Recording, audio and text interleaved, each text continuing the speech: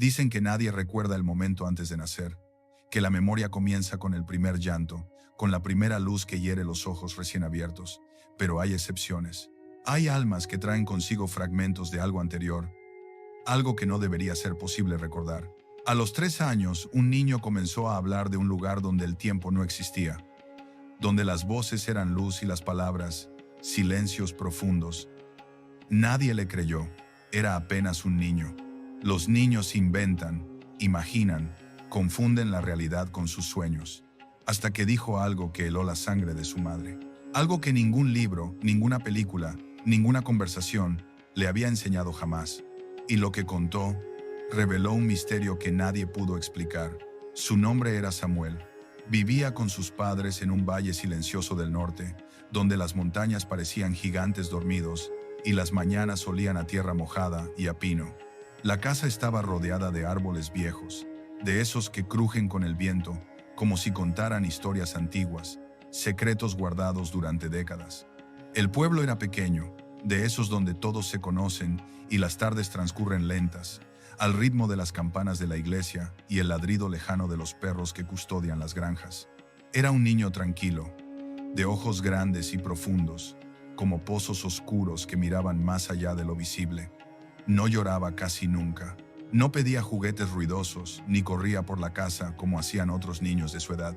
Prefería quedarse sentado frente a la ventana, observando el cielo con una concentración extraña, casi perturbadora para alguien tan pequeño. A veces permanecía así durante horas, sin moverse, sin pestañear, como si estuviera viendo algo que nadie más podía percibir, como si el cielo le hablara en un idioma que solo él comprendía. Su madre, Elena, solía decir que Samuel parecía estar esperando algo, como si el mundo fuera apenas una sala de espera y él supiera que, en algún momento, alguien vendría a buscarlo.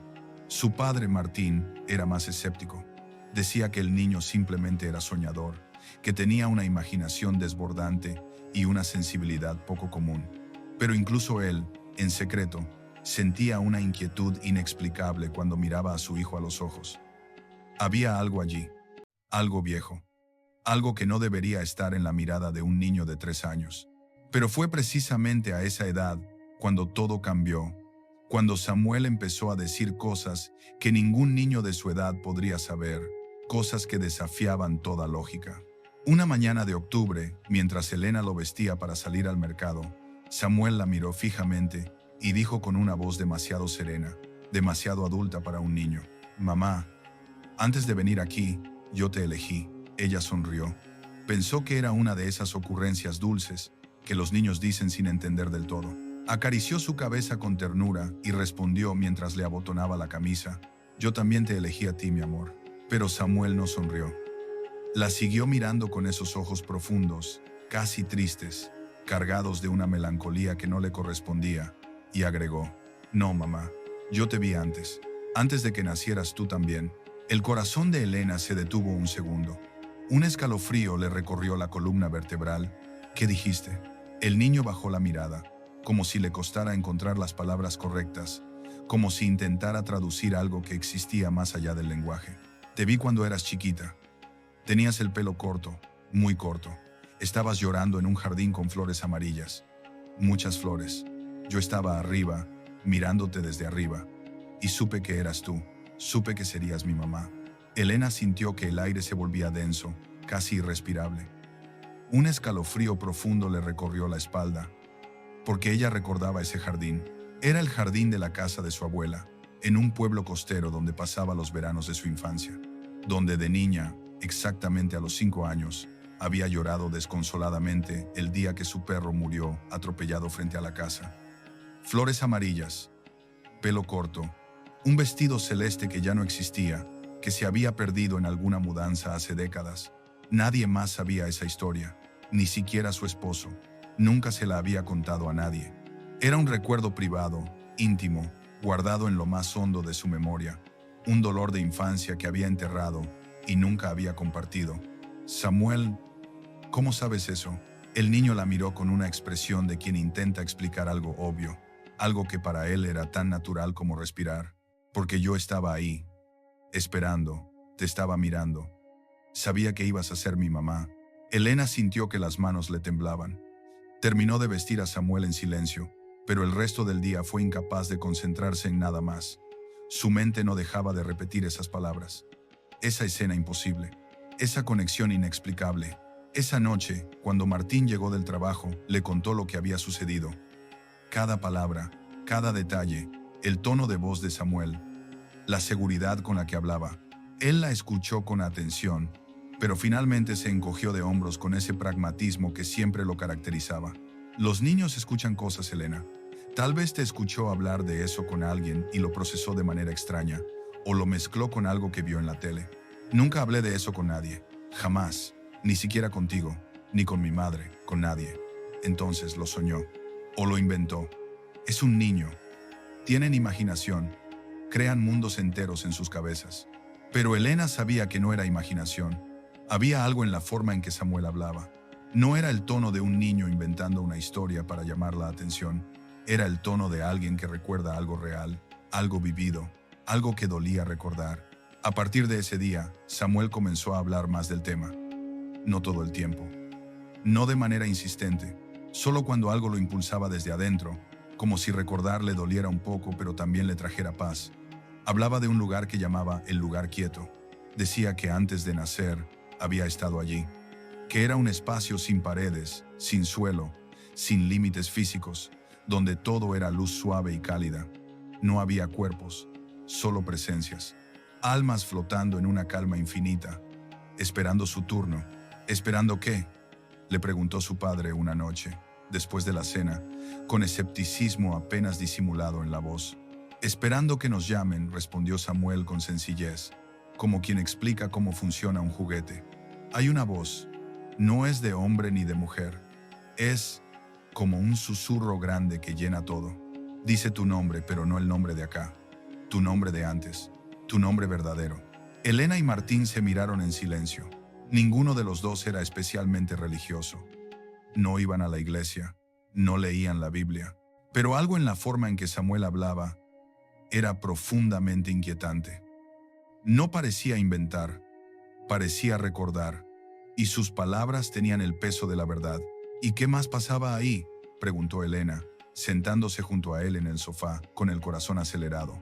Samuel cerró los ojos, como si intentara traer imágenes lejanas, borrosas, desde algún lugar profundo de su memoria. Había otros niños, muchos. Algunos ya sabían a dónde irían, otros no. Yo no sabía al principio. Estaba solo, flotando. Pero un día, te vi tu luz, y supe. ¿Me viste a mí? Sí, te vi en una luz. Como en una pantalla gigante, pero sin pantalla, sin nada físico. Solo luz que mostraba cosas. Vi tu cara, vi tu corazón, vi quién eras por dentro, y sentí que eras mi mamá, que habías estado esperándome tanto como yo a ti. Entonces la voz me dijo, puedes elegir, y yo dije que sí. Dije que quería ir contigo. Martín carraspeó, incómodo, moviéndose en su silla. Samuel, los niños no eligen a sus padres. Eso no es posible. No funciona así. Es biología, es azar, es... El niño lo interrumpió, mirándolo con una tristeza antigua, con ojos que parecían haber visto demasiado. Sí se puede, papá. Todos elegimos. Todos. Solo que después, cuando nacemos, olvidamos. El olvido es parte del trato. Pero yo todavía me acuerdo un poquito. Esa noche, Elena no pudo dormir. Se quedó despierta en la cama, mirando el techo mientras Martín roncaba a su lado, ajeno a la tormenta que rugía en la mente de su esposa. Porque si lo que Samuel decía era verdad, entonces cada vida era una decisión consciente. Cada nacimiento, una elección del alma. Y cada pérdida, cada muerte, tal vez era una despedida acordada mucho antes. En aquel lugar, sin tiempo. ¿Y si las almas realmente eligen dónde nacer? ¿Y si cada vida es una misión específica que olvidamos al llegar? ¿Y si el amor entre padres e hijos existe antes del primer abrazo? Antes del primer latido compartido? Pasaron semanas. Samuel dejó de hablar del tema por un tiempo. Sus padres casi lograron convencerse de que había sido solo una etapa pasajera, una fantasía infantil alimentada por sueños vívidos. Elena volvió a su rutina. Martín dejó de hacer preguntas incómodas. La vida continuó su curso normal, con sus pequeñas alegrías y sus pequeñas preocupaciones cotidianas. Hasta que una tarde de noviembre, mientras jugaba solo en el suelo de la sala, Samuel tomó una hoja de papel en blanco y comenzó a dibujar con crayones de colores. No era un dibujo típico de un niño de 3 años. Las líneas eran extrañamente precisas para su edad. Había detalles sorprendentes. Una casa blanca con techo de tejas rojas, un lago azul intenso enfrente, montañas escarpadas al fondo, un árbol inmenso a la izquierda con ramas que caían como cortinas verdes. Incluso había dibujado un pequeño muelle de madera que se adentraba en el agua, con tablas perfectamente separadas. Elena lo observó desde la cocina, secándose las manos con un paño de cocina, curiosa por la concentración de su hijo. ¿Qué es eso, mi amor? ¿Qué estás dibujando? Samuel no levantó la vista del papel. Siguió coloreando con cuidado meticuloso. Es donde viví antes. ¿Antes de qué? Antes de esta vida. Antes de venir acá contigo. Elena sintió un nudo apretándose en su estómago. Se acercó despacio, con pasos cautelosos, y se arrodilló junto a él. El dibujo era sorprendentemente detallado para un niño tan pequeño. Demasiado detallado. Samuel, ¿qué quieres decir con antes de esta vida? El niño señaló la casa del dibujo con su dedo pequeño. Vivía ahí, con otra mamá. Ella tenía el pelo muy largo, hasta la cintura, y siempre cantaba canciones tristes. Murió cuando yo era chiquito, más chiquito que ahora. Estaba enferma. Después de que murió, volví al lugar quieto, y estuve ahí un tiempo. Y después vine acá, contigo, porque te elegí. Elena sintió que el mundo se inclinaba bajo sus pies. Una oleada de vértigo la invadió. ¿Estás diciendo que tuviste otra vida antes de nacer conmigo? Samuel asintió con naturalidad, con la misma simplicidad con la que confirmaría que el cielo es azul o que el agua moja. Sí, pero esa ya terminó. Ya no importa. Esta es mi vida ahora. Martín, que había escuchado todo desde el pasillo donde revisaba el correo, entró a la sala con gesto serio, con el ceño fruncido. Samuel, eso es imposible. No se puede vivir 2 veces. Solo se vive una vez. Y después, no hay nada más. El niño lo miró con esos ojos infinitos, antiguos, llenos de una sabiduría que no debería existir en alguien de su edad. Sí se puede, papá. Todos lo hacemos. Vivimos muchas veces, solo que no nos acordamos porque sería muy difícil vivir esta vida si recordáramos todas las otras. Sería muy triste, por eso olvidamos. Elena tomó el dibujo con manos temblorosas. Lo miró durante largo rato, estudiando cada detalle. Había algo en esa imagen que la perturbaba profundamente. No porque fuera extraña o macabra, sino porque parecía real, como si Samuel realmente hubiera estado allí, como si hubiera vivido en esa casa, como si esos recuerdos fueran auténticos. 3 semanas después, la familia viajó al sur del país por un asunto laboral urgente de Martín. Tenía que reunirse con unos clientes en una zona que nunca habían visitado antes. Un pueblo pequeño y pintoresco, junto a un lago inmenso, rodeado de montañas que se elevaban como guardianes silenciosos. El viaje era largo, varias horas por carretera, y Samuel se quedó dormido en el asiento trasero del auto, con la cabeza recostada contra la ventana, acunado por el movimiento suave del vehículo. Mientras conducían por la carretera sinuosa, bordeando el lago que brillaba bajo el sol de la tarde, Samuel se despertó de golpe, como sacudido por un rayo invisible. Gritó con una urgencia que asustó a sus padres.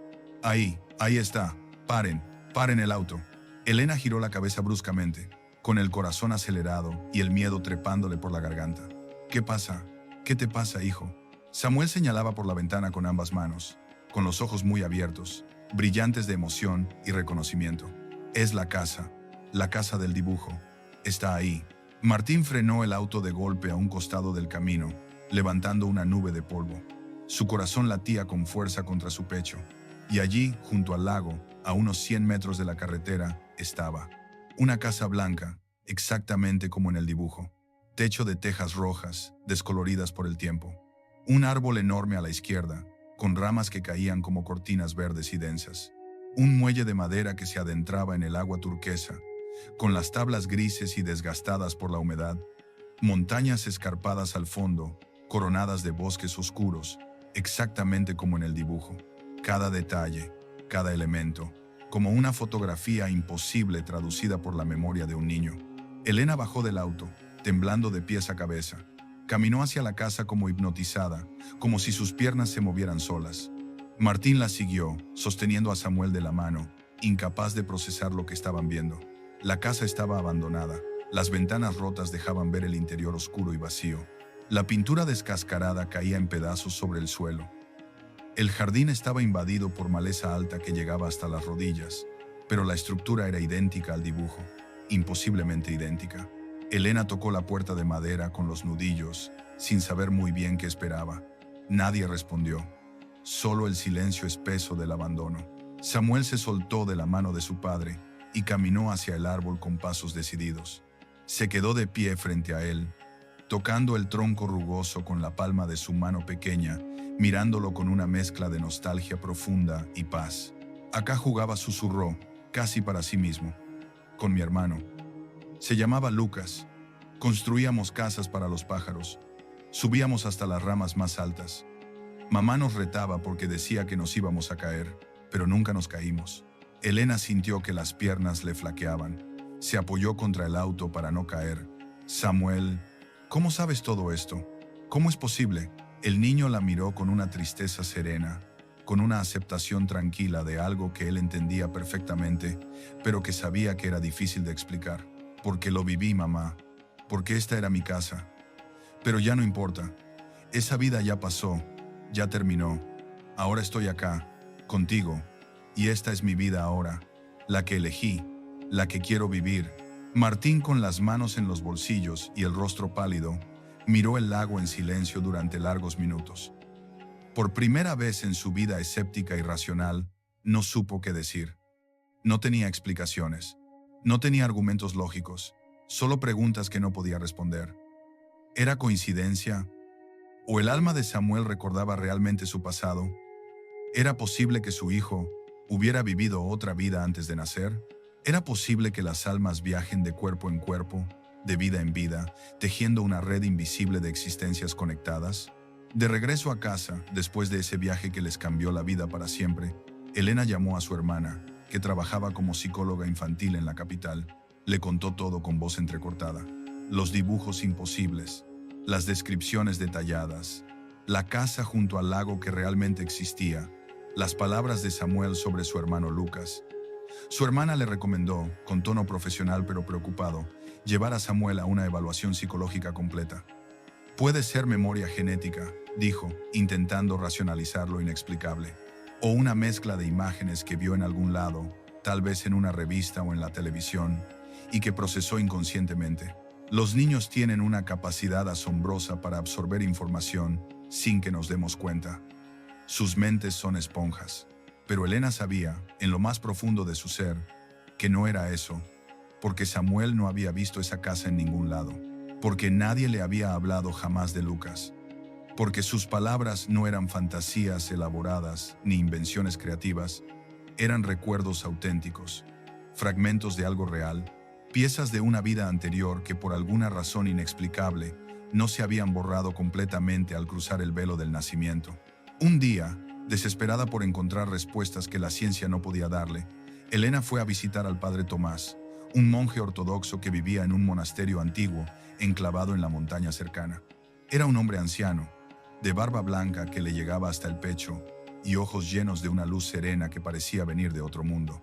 Había oído hablar de él por su sabiduría legendaria y su manera compasiva de escuchar sin juzgar. Le contó la historia completa de Samuel, cada detalle, cada palabra inquietante, cada momento inexplicable que había sacudido los cimientos de su realidad.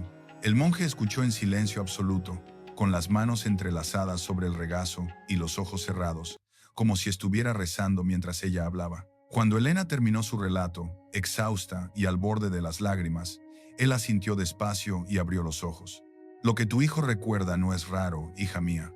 Es solo poco común, poco frecuente. Las almas que traen memoria consciente de lo anterior, del otro lado del velo, vienen con un propósito sagrado: recordarnos de dónde venimos realmente. Recordarnos que somos más que este cuerpo efímero, más que este nombre temporal, más que esta vida breve que llamamos existencia. ¿Entonces usted cree que es real?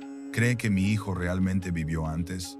Creo que el alma es eterna, inmortal, indestructible, y que a veces, por gracia divina o por necesidad kármica, algunos seres traen consigo un fragmento luminoso de esa eternidad. Carl Jung, el gran psicólogo suizo, decía que el inconsciente colectivo conecta a todos los seres humanos en un nivel profundo, que en lo más hondo de nuestra psique, todos compartimos una memoria ancestral que trasciende el tiempo y el espacio. Tal vez tu hijo simplemente tiene acceso privilegiado a esa memoria de forma más clara y consciente que el resto de nosotros, que hemos olvidado completamente. Elena sintió un alivio extraño recorriéndole el cuerpo. No era locura lo que le pasaba a su hijo, no era mentira ni manipulación infantil, era misterio sagrado. Y el misterio, comprendió en ese momento, a veces es la forma más honesta y más hermosa de la verdad.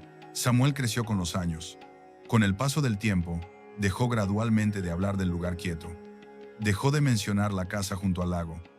Dejó de hablar de Lucas, su hermano de otra vida, como si esos recuerdos se hubieran desvanecido lentamente, como niebla matutina bajo el sol creciente del mediodía, como si el velo del olvido finalmente lo hubiera alcanzado, como alcanza a todos, devolviéndolo a la normalidad protectora de la amnesia existencial.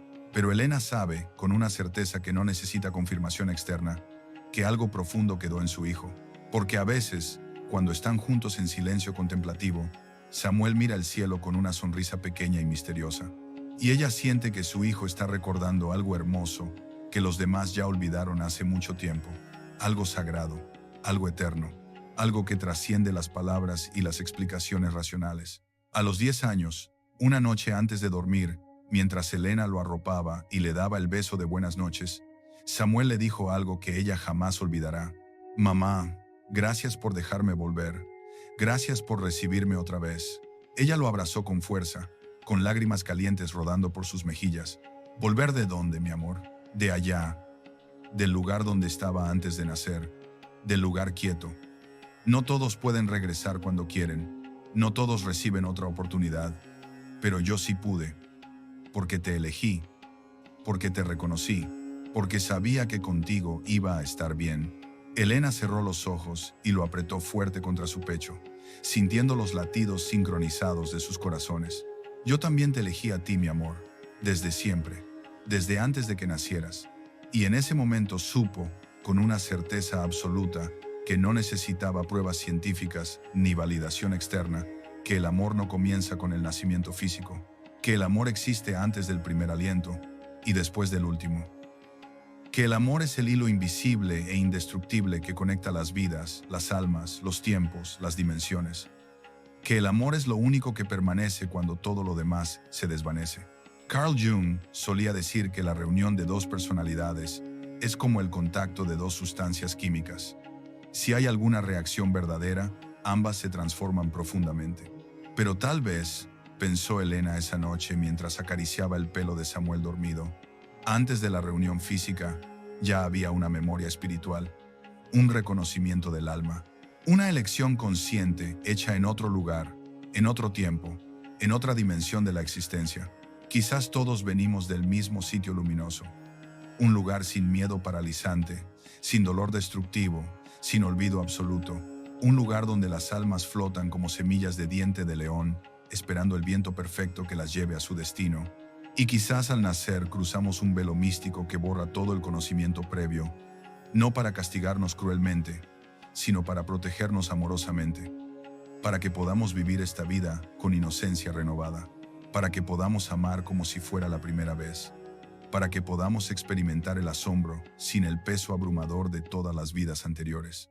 Pero algunos seres especiales, como Samuel, traen consigo un fragmento luminoso de ese recuerdo ancestral, no para presumir ante los demás, no para impresionar con conocimientos imposibles, sino para recordarnos a todos, con su sola presencia, que somos infinitamente más que carne y hueso temporal, que somos luz eterna, que somos almas inmortales, que fuimos, somos y seremos mucho más de lo que nuestra mente limitada puede comprender o imaginar, y que cada vez que miramos profundamente a los ojos de alguien a quien amamos con todo el corazón, tal vez estamos volviendo a encontrar a alguien que ya conocíamos desde hace mucho tiempo, desde antes de nacer. desde siempre, desde aquel lugar sagrado donde el tiempo no existe y el amor no tiene principio ni fin, y donde todas las almas separadas son, en realidad, una sola alma universal respirando al unísono en la eternidad infinita. Reintentar Cloud puede cometer errores. Por favor, verifique las respuestas. Hay noches en las que el mundo parece detenerse. Noches en las que el silencio se vuelve tan profundo que puedes escuchar el latido de tu propio corazón resonando contra las paredes de tu pecho. Y hay días, ciertos días marcados en calendarios ancestrales, en los que la frontera entre lo visible y lo invisible se vuelve tan delgada que hasta el más racional de los hombres podría sentir un escalofrío inexplicable recorrerle la espalda. El Día de los Difuntos es uno de esos días. Dicen los ancianos que durante esas horas las almas regresan, no en cuerpos de carne y hueso, sino en susurros que rozan el alma, en presencias que se sienten pero no se ven, en recuerdos que cobran vida con una intensidad que desarma. Dicen también que quienes han amado profundamente nunca se van del todo, permanecen en los pliegues invisibles del aire, esperando ser recordados, esperando ser sentidos. Mateo había escuchado esas historias toda su vida. Su abuela las contaba cada año mientras preparaba pan de muerto en la cocina, con las manos llenas de harina y los ojos brillantes de nostalgia. Pero él nunca les prestó demasiada atención. Eran cuentos, leyendas, tradiciones que pertenecían a otra época, hasta que su madre murió. Cuando alguien a quien amas profundamente desaparece de este mundo, todo cambia. Los colores pierden intensidad, los sonidos se vuelven más apagados, el aire mismo parece pesar más sobre los hombros. La casa donde Mateo creció, aquella casa llena de risas y aromas de cocina, se había transformado en un mausoleo de silencio. Cada rincón guardaba un recuerdo que dolía. La taza de café de su madre seguía en el mismo lugar. Su suéter colgaba aún del respaldo de la silla. Y en las noches, Mateo podía jurar que escuchaba sus pasos en el pasillo, solo para descubrir que era el crujir de la madera vieja. Había pasado medio año desde su partida. Medio año en el que Mateo intentó seguir adelante, como todos le decían que debía hacer. El tiempo lo cura todo, repetían. Pero nadie le había advertido que el tiempo también puede convertirse en un vacío que devora. Un vacío en el que flotas sin rumbo, preguntándote si algún día volverás a sentirte completo. Ese año, cuando llegó el Día de los Difuntos, algo en su interior le dijo que debía regresar al pueblo. No había vuelto desde el funeral. La idea de ver su tumba, de enfrentar esa realidad de piedra y mármol, le aterraba. Pero esa mañana, al despertar, sintió un impulso inexplicable, una necesidad profunda de ir, de estar allí, como si una voz silenciosa lo llamara desde algún lugar lejano. Preparó una pequeña mochila, flores frescas, velas blancas y la fotografía que su madre siempre llevaba en la cartera, aquella en la que ambos sonreían frente al mar. Antes de salir, se detuvo frente al espejo del recibidor. Su rostro lucía más delgado, más cansado. Tenía apenas 26 años, pero sus ojos parecían haber envejecido décadas. El camino hacia el pueblo se extendía serpenteante entre colinas cubiertas de niebla. Era temprano, pero el cielo permanecía gris, cargado de nubes bajas que parecían tocar las copas de los árboles. A medida que avanzaba, la niebla se hacía más densa, envolviendo el paisaje en una atmósfera irreal. Los contornos de las cosas se difuminaban. Las casas a los lados del camino aparecían y desaparecían como fantasmas arquitectónicos. El mundo entero parecía haber entrado en una dimensión suspendida, donde el tiempo transcurría de manera diferente. Mateo encendió la radio, buscando compañía en las voces ajenas, pero solo encontró estática. Apagó el aparato y continuó en silencio, acompañado únicamente por el ruido del motor y sus propios pensamientos. Pensamientos que inevitablemente lo llevaban a ella, a su madre, a su risa contagiosa, a sus manos ásperas de tanto trabajar, a la forma en que lo miraba cuando él llegaba triste a casa, sin decir nada pero entendiéndolo todo. ¿Dónde estás ahora?, se preguntó en voz alta, sintiendo cómo las palabras se perdían en el vacío del automóvil. Cuando finalmente llegó al pueblo, las campanas de la iglesia comenzaron a repicar. Era el llamado tradicional del Día de los Difuntos, ese tañido lento y solemne que invitaba a los vivos a recordar a sus muertos. Las calles estaban casi desiertas, solo algunos grupos de personas caminaban con ramos de flores en las manos, dirigiéndose hacia el cementerio. Todos vestían de colores oscuros, todos llevaban el peso del recuerdo en sus rostros. Mateo estacionó el auto cerca de la entrada del camposanto y bajó lentamente. El olor a cera de velas y crisantemos inundaba el aire. Era un aroma que conocía bien, un aroma que le recordaba a todos los días de los difuntos de su infancia, cuando acompañaba a su madre a limpiar las tumbas de sus abuelos. En aquel entonces, todo era diferente. La muerte era algo lejano, algo que solo les pasaba a otros. Ahora, la muerte tenía nombre, tenía rostro, tenía la forma de una ausencia permanente. Caminó entre las filas de lápidas, leyendo nombres y fechas, viendo fotografías de rostros desconocidos que alguna vez habían reído, soñado y amado. Cada tumba era un universo silenciado, cada nombre, una vida completa reducida a 2 fechas separadas por un guión. Y en ese guión, pensó Mateo, cabía todo. Alegrías, tristezas, esperanzas, desilusiones, amores y pérdidas. Su corazón comenzó a latir más rápido cuando se acercó a la tumba de su madre. Estaba en una zona tranquila del cementerio, bajo la sombra de un ciprés centenario. La lápida era sencilla, de granito gris, con su nombre grabado en letras doradas: Elena Martínez. Madre, amiga, luz eterna. Mateo se arrodilló frente a la tumba. Sus manos temblaban mientras colocaba las flores en el florero de mármol. Sacó las velas de su mochila y las encendió una por una, formando un pequeño círculo de luz en medio de la penumbra del día nublado. Las llamas danzaban suavemente, proyectando sombras que parecían moverse con vida propia. Se quedó allí, en silencio, sin saber qué decir. ¿Qué le dices a alguien que ya no está? ¿Cómo hablas con una ausencia? Las palabras se le atoraban en la garganta, convertidas en nudos de emoción que no podía deshacer. Finalmente, con la voz quebrada, murmuró: «Sé que no estás aquí, mamá. Sé que esto es solo una tumba, solo piedra y tierra. Pero si hay algo más, si hay un lugar donde tu alma existe todavía, si de alguna manera podés escucharme, solo necesito saber que estás bien. Necesito saber que no sufrís, que no estás sola». Las lágrimas comenzaron a rodar por sus mejillas. No intentó detenerlas. Las dejó caer libremente sobre la tierra húmeda de la tumba. «Yo no estoy bien», continuó, con la voz rota. «No sé cómo seguir sin vos. Todo me recuerda a vos. La casa está vacía, mi vida está vacía. Y yo solo quiero verte una vez más. Solo una vez más para decirte todo lo que no te dije, para agradecerte, para pedirte perdón por todas las veces que no estuve cuando me necesitabas». El viento, que hasta ese momento había soplado con constancia, se detuvo abruptamente. El cementerio quedó sumido en un silencio absoluto. Ni el canto de un pájaro, ni el susurro de las hojas, ni el murmullo de las voces lejanas. Solo silencio.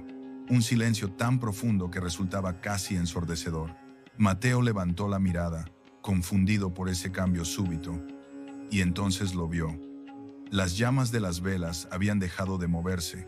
No se apagaban ni oscilaban, simplemente permanecían estáticas, como congeladas en el tiempo. Pero de pronto, una de ellas, la del centro, comenzó a inclinarse. No hacia el lado que indicaría el viento, porque no había viento. Se inclinaba hacia él, hacia Mateo. Un escalofrío le recorrió la columna vertebral. Su corazón se aceleró. Pensó que era su imaginación, el producto del cansancio y la emoción. Pero la llama seguía moviéndose, oscilando con un ritmo que parecía deliberado, como si estuviera tratando de comunicarle algo. Y entonces sucedió. Una voz surgió en su interior, no en sus oídos, sino en algún lugar más profundo. Una voz que no era sonido sino sensación. Una voz cálida, conocida, imposible de olvidar. La voz de su madre. «Estoy bien, hijo». Mateo se paralizó. Su respiración se detuvo. Su cuerpo entero se tensó como si hubiera recibido una descarga eléctrica. No podía moverse. No podía pensar, solo podía sentir esa presencia que de repente llenaba el espacio a su alrededor, invisible pero innegable. «Mamá», susurró, casi sin voz. «Estoy bien», repitió la voz, «pero necesito que me recuerdes sin tanto dolor». Las lágrimas de Mateo se intensificaron, su cuerpo comenzó a temblar. No sabía si estaba soñando, si estaba perdiendo la razón, o si realmente estaba experimentando algo que escapaba a toda lógica. Pero lo que sentía era real, más real que cualquier cosa que hubiera sentido en los últimos 6 meses. «No puedo», dijo entre sollozos. «No puedo dejar de sentir este dolor. No sé cómo, El dolor es amor que no tiene a dónde ir, respondió la voz. Pero yo sigo aquí, hijo. No en ese cuerpo que dejé atrás, pero sigo existiendo. El amor no termina cuando alguien muere, solo cambia de forma. Mateo cerró los ojos con fuerza. Imágenes comenzaron a inundar su mente. Recuerdos que parecían proyectarse con una claridad cinematográfica. Su madre, preparándole el desayuno en las mañanas antes de la escuela, con el delantal manchado de harina y esa sonrisa que iluminaba toda la cocina. Su madre abrazándolo después de su primera desilusión amorosa, sin decir nada, solo sosteniéndolo hasta que el llanto cesara. Su madre cantando en voz baja mientras limpiaba la casa, esas canciones viejas que él nunca entendió, pero que ahora resonaban en su memoria con una belleza devastadora. Veo que me recordás con tanto dolor que no podés ver, lo otro, continuó la voz. No podés ver que también te dejé alegría, te dejé fuerza, te dejé amor. Todo eso sigue vivo en vos, y mientras lo mantengas vivo, yo nunca moriré del todo. Una sensación cálida envolvió el pecho de Mateo. Era como si alguien lo estuviera abrazando desde adentro, llenando el vacío que había cargado durante meses. Por primera vez desde la muerte de su madre, sintió algo parecido a la paz. ¿Dónde estás?, preguntó con desesperación. ¿En dónde están las almas cuando se van? No hay un solo lugar, respondió la voz con ternura. Las almas existen en muchas dimensiones al mismo tiempo. Estoy en tus recuerdos, estoy en los valores que te enseñé, estoy en cada decisión que tomás pensando en lo que yo hubiera querido para vos. Y estoy también en un lugar que no puedo describirte con palabras humanas, un lugar de luz y comprensión, donde el tiempo no existe como ustedes lo conocen. Mateo abrió los ojos lentamente. La niebla alrededor del cementerio parecía haberse espesado aún más, creando una especie de burbuja que los separaba del resto del mundo. Las llamas de las velas brillaban con más intensidad ahora, proyectando una luz dorada que parecía demasiado brillante para venir de simples velas. ¿Puedo verte?, preguntó con anhelo. Aunque sea una vez más, no con los ojos del cuerpo, respondió su madre. Pero podés sentirme. Cerrá los ojos, hijo. Respirá profundo. Y recordame no como me viste al final, enferma y frágil, sino como era cuando más feliz fui. Recordame en los momentos de luz. Mateo obedeció. Cerró los ojos e inhaló profundamente el aire frío de noviembre. Y en su mente apareció una imagen. Su madre joven, radiante, riendo a carcajadas en el jardín de la casa, con el sol de la tarde iluminando su cabello castaño. Llevaba un vestido azul que el viento movía suavemente. Lo miraba con esos ojos llenos de amor incondicional y le extendía los brazos. En ese instante, Mateo sintió una presión suave en su pecho, justo sobre el corazón. No era dolor, era presencia, como si una mano invisible se hubiera posado allí con infinita ternura. ¿Lo sentís?, preguntó la voz. Esa es mi forma de abrazarte ahora, a través del amor que dejé sembrado en tu corazón. Mateo sollozó, pero esta vez no era solo tristeza. Era también gratitud, era también asombro, era también una extraña forma de alegría que no sabía que podía existir en medio del duelo. Te extraño tanto, susurró, y yo a vos, mi amor. Pero el extrañar no tiene que ser solo dolor, puede ser también un puente que nos mantiene conectados a través de las dimensiones. Las almas de los que se fueron necesitan ser recordadas por los vivos. Ese recuerdo es lo que nos da fuerza para continuar nuestro camino en el otro lado. ¿Tu camino?, preguntó Mateo, confundido. ¿Las almas tienen un camino? Sí, respondió ella. Cuando dejamos el cuerpo, comenzamos un viaje de comprensión. Revisamos nuestra vida, entendemos nuestras acciones, sanamos las heridas que causamos y las que nos causaron. Es un proceso de transformación, de evolución, y el amor de los que dejamos atrás nos ayuda en ese proceso. Por eso es tan importante que nos recuerden, pero que nos recuerden bien, con amor, no con desesperación, con gratitud, no con resentimiento. Mateo permaneció en silencio, absorbiendo esas palabras. De pronto, tantas cosas comenzaban a tener sentido. Las tradiciones ancestrales, los altares del Día de los Muertos, las velas, las ofrendas, no eran supersticiones vacías. Eran formas de mantener vivo el vínculo entre dos mundos, de alimentar a las almas con el recuerdo amoroso de los vivos. ¿Qué necesitas de mí?, preguntó finalmente. Que vivas, respondió su madre con firmeza. Que vivas plenamente, sin cargar el peso de la culpa o el arrepentimiento. Que seas feliz, que ames, que crees, que sueñes. Cada vez que vos brillás, yo también brillo. Cada vez que vos avanzás, yo también avanzo. Estamos conectados, hijo, para siempre. Las lágrimas de Mateo habían cesado. En su lugar, una calma profunda había tomado residencia en su pecho. Sentía que algo fundamental había cambiado en él, como si un nudo que llevaba meses apretado finalmente se hubiera aflojado. ¿Volveré a sentirte?, preguntó con un dejo de ansiedad. Siempre que me necesites, cerrá los ojos y búscame en tu interior, dijo ella. Yo siempre voy a estar ahí, no como una presencia externa, sino como parte de tu propia alma. El amor verdadero nunca se separa del todo, se integra, se transforma en sabiduría, en fortaleza, en compasión. Yo ahora soy parte de vos, Mateo, y vos sos parte de mí. Así funciona el amor eterno. El viento regresó súbitamente, más fuerte que antes. Las llamas de las velas oscilaron con violencia, pero ninguna se apagó.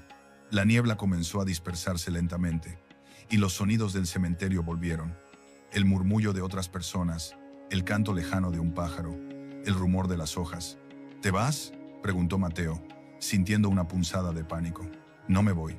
Solo vuelvo a mi dimensión. Pero acordate, cada vez que encendés una vela pensando en mí, cada vez que mirás mi fotografía con amor en lugar de dolor, cada vez que vivís tu vida con plenitud, honrando lo que te enseñé, yo estoy ahí, completamente presente. Mateo abrió los ojos. Las velas seguían ardiendo, pero ya no había nada extraordinario en ellas. Eran simplemente velas. El cementerio lucía normal, ordinario. Sin embargo, él ya no era el mismo. Algo fundamental había cambiado en lo más profundo de su ser. Se quedó allí un rato más, observando la tumba de su madre con ojos nuevos. Ya no veía solo el final de una vida. Veía el testimonio de un amor que había trascendido la muerte. Veía la prueba de que existía algo más allá de lo que los ojos podían percibir. Antes de irse, colocó su mano sobre la lápida fría. Gracias, susurró. Gracias por venir. Gracias por enseñarme que no estás realmente ido. Te voy a recordar como me pediste. Con amor, con gratitud, con alegría, y voy a vivir la vida que vos querías para mí. Una brisa suave acarició su rostro, y Mateo sonrió. Supo en ese momento que ella había escuchado. Esa noche, al regresar a su apartamento en la ciudad, Mateo hizo algo que no había hecho en meses.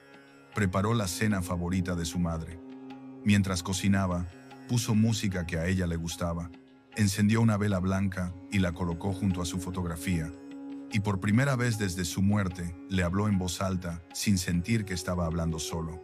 Le contó sobre su día, sobre el encuentro en el cementerio, sobre las cosas que había aprendido, y aunque no escuchó su voz como aquella tarde, sintió su presencia de una manera diferente. Una presencia sutil pero constante, como un calor invisible que emanaba desde su propio corazón. Los días siguientes fueron distintos. El dolor no había desaparecido completamente, pero ya no era paralizante. Mateo descubrió que podía recordar a su madre y sonreír en lugar de llorar. Podía hablar de ella con otros sin sentir que se ahogaba. Podía vivir su vida sin el peso aplastante de la culpa del superviviente. Comenzó a notar señales, pequeñas cosas que antes hubiera descartado como coincidencias. Una canción de su madre sonando en la radio justo cuando pensaba en ella. Una mariposa posándose en su ventana en pleno invierno. El aroma inconfundible de su perfume en momentos inesperados. Sueños vívidos en los que ella aparecía para darle consejos o simplemente para abrazarlo. Carl Jung habría llamado a esto sincronicidad, eventos significativos que no están causalmente relacionados, pero que están conectados por el significado. Mateo no necesitaba ponerle un nombre. Solo sabía que su madre había encontrado formas de comunicarse con él desde donde estuviera. Un día, mientras ordenaba las cosas de su madre que había guardado en cajas, encontró un diario que ella había mantenido durante años.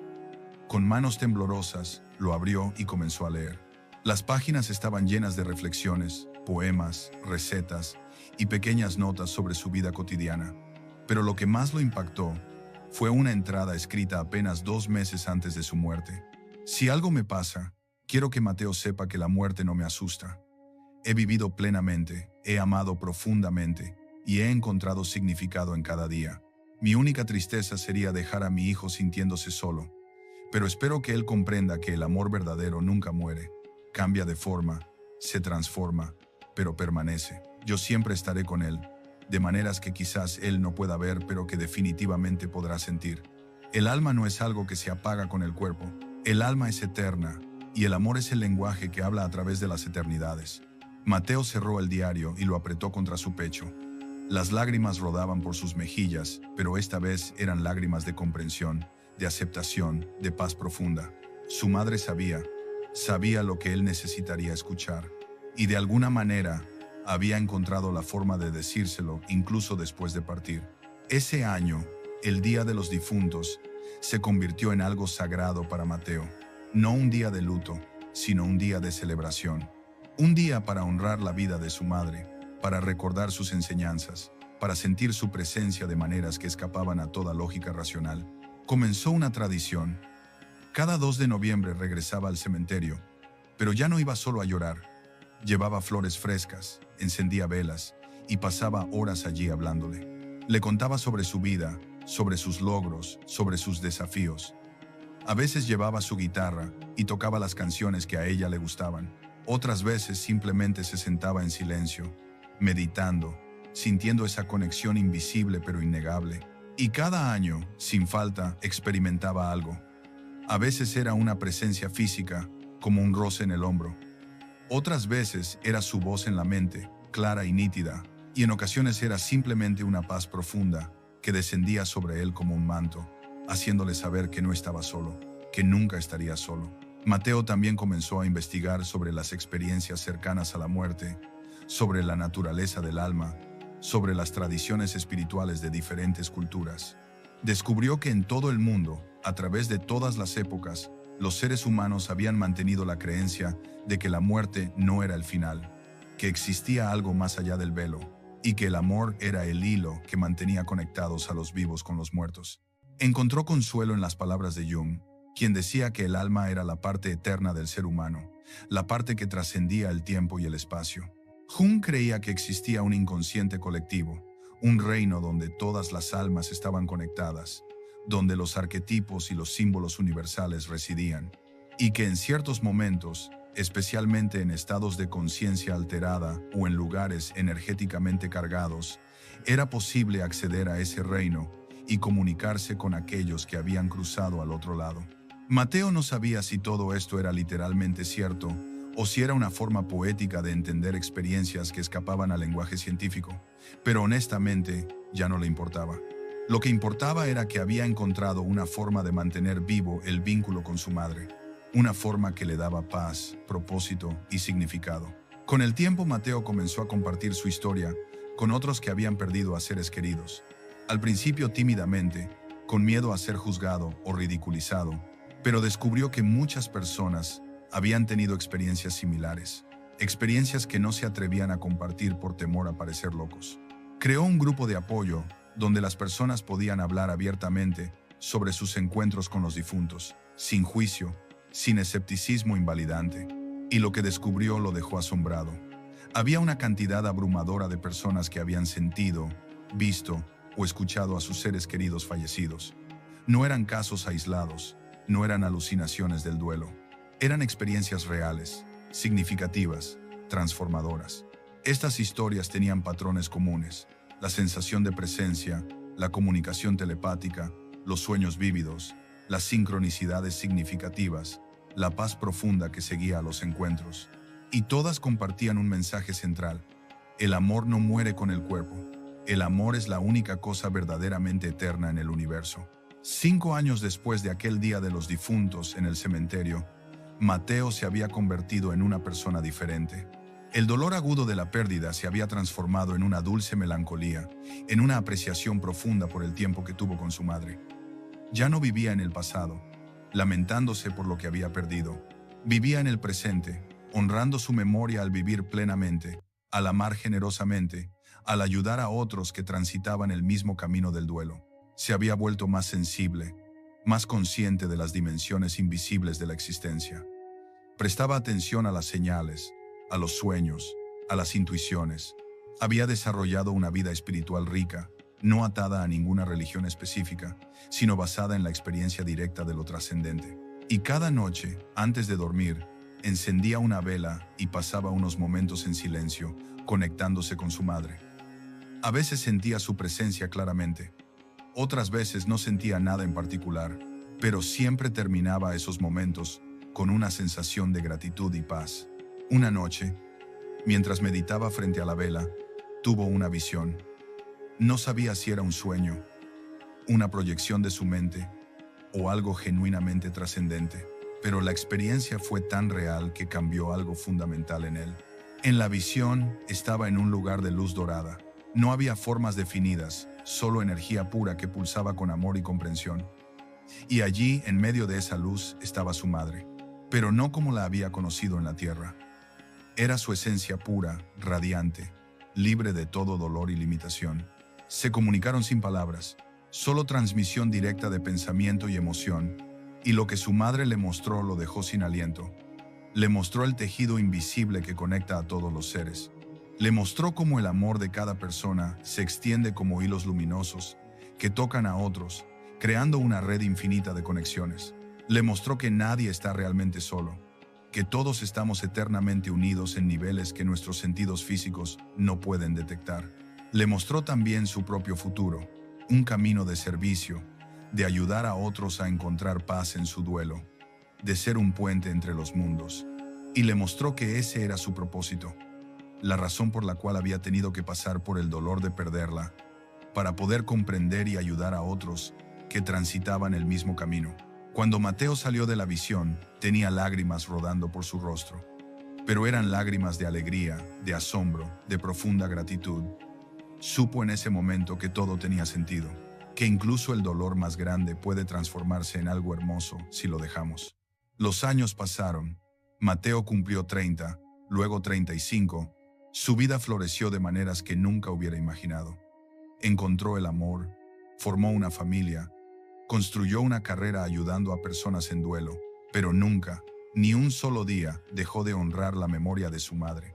Y ella seguía enviándole señales. Cuando nació su primera hija, una mariposa entró por la ventana del hospital y se posó en la cuna del bebé, permaneciendo allí por varios minutos antes de volar en círculos y salir. Las enfermeras dijeron que nunca habían visto algo así, pero Mateo supo exactamente qué significaba. Su madre estaba allí, bendiciendo a su nieta. Cuando enfrentó la decisión más difícil de su carrera profesional, soñó con su madre dándole un consejo específico.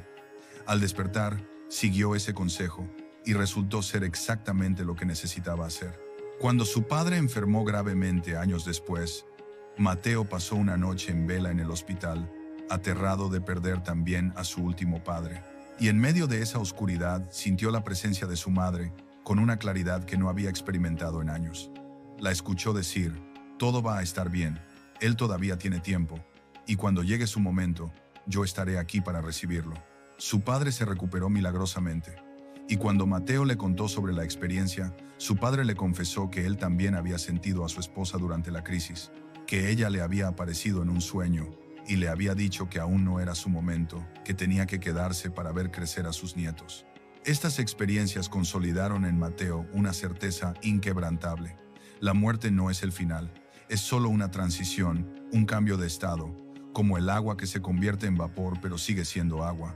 Las almas continúan existiendo, evolucionando, amando, y el vínculo del amor verdadero es más fuerte que cualquier barrera dimensional. Ahora, cada día de los difuntos, Mateo no solo visita la tumba de su madre, ha creado una tradición comunitaria en su pueblo.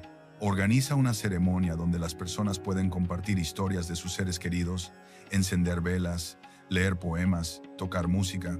Es un evento hermoso, lleno de lágrimas pero también de risas, de dolor pero también de celebración. Y cada año sin falta, al menos una persona se acerca a él después de la ceremonia para contarle que sintió algo. Que mientras estaban allí, honrando a sus muertos, experimentaron una presencia, escucharon una voz, vieron una señal, sintieron una paz inexplicable. Mateo los escucha con paciencia y comprensión. Les dice que no están locos, que lo que sintieron es real, que el amor verdaderamente trasciende la muerte. Y les enseña lo que su madre le enseñó: que las almas de los que se fueron necesitan ser recordadas con amor, no con dolor paralizante. Que el mejor homenaje que podemos darles es vivir plenamente, honrando sus enseñanzas, llevando adelante su legado. Una noche, mientras escribía en su diario una práctica que adoptó, Después de encontrar el diario de su madre Mateo, reflexionó sobre todo lo que había vivido. Escribió: han pasado 15 años desde que mamá murió, 15 años desde aquel día de los difuntos en el cementerio, cuando escuché su voz por primera vez. A veces me pregunto si realmente sucedió, si no fue solo el producto de una mente desesperada buscando consuelo. Pero entonces recuerdo todas las veces que he sentido su presencia desde entonces, todas las señales, todos los sueños, toda la paz que he encontrado. Y me doy cuenta de que no importa si puedo probarlo científicamente, no importa si los escépticos dirían que todo está en mi cabeza. Lo que importa es que esa experiencia me transformó. Me salvó de la desesperación. Me enseñó que el amor es más fuerte que la muerte.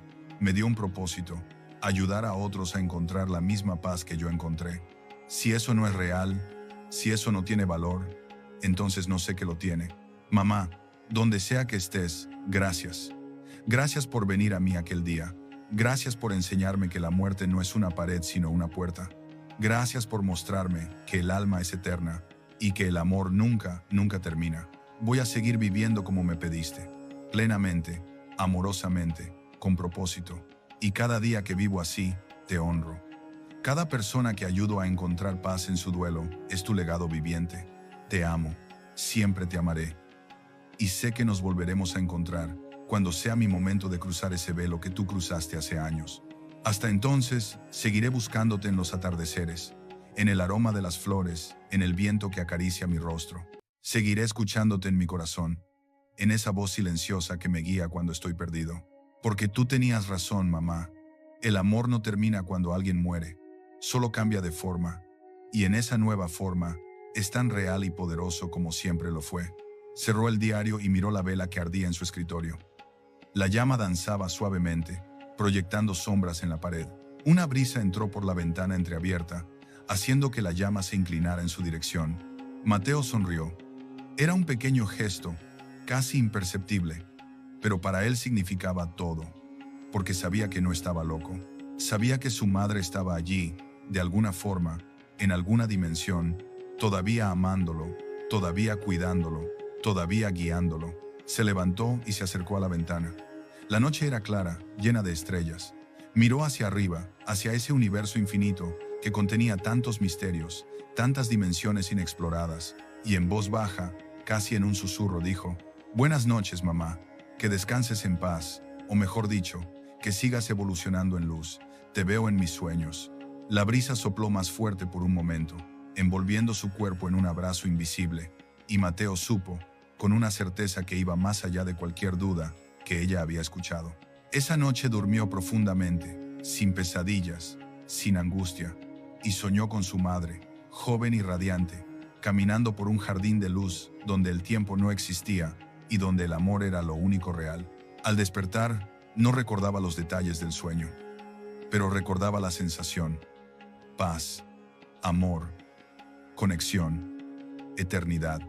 Y supo que eso era todo lo que necesitaba, porque las almas que amamos nunca se apagan, solo cambian de forma para seguir iluminándonos desde dimensiones que nuestros ojos no pueden ver, pero que nuestro corazón siempre reconoce.